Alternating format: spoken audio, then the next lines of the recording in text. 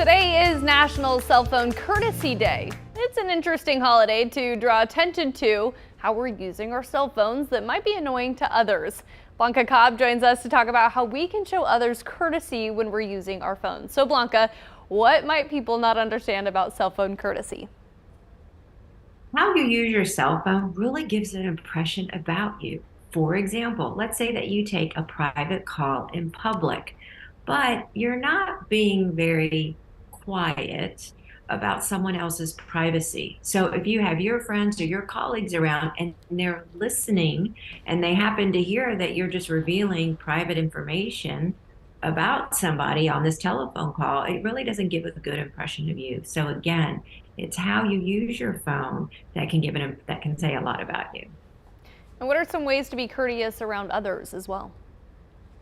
Well, some things to keep in mind is to make sure that you have keep your voice down because other people may not want to hear what you have to say, or take the call, step away to take a call or go into another room. If you're with people, you want to make sure you keep the conversation short. If you have to take the telephone call, make sure you're not scrolling on your phone when you're with others. It can give the impression that they're not your priority at the moment, which means it can hamper your conversation or your interaction or give somebody the impression that they're just not that important to you.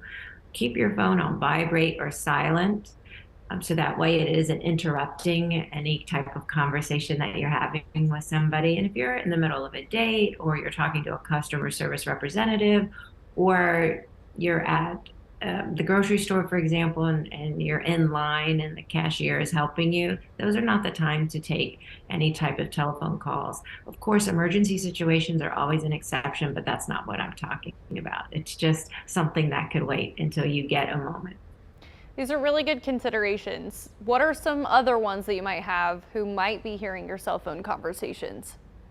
A lot of times when we think about cell phone etiquette, it's always about the person who's doing the talking. But I believe also listeners can help with cell phone etiquette. Look, I understand that it is the person who's talking on the phone, it's their responsibility to make sure they're modulating their own telephone call and not talk about something private in public. But sometimes people just get wrapped up in the heat of the moment, whatever it is that they're talking about.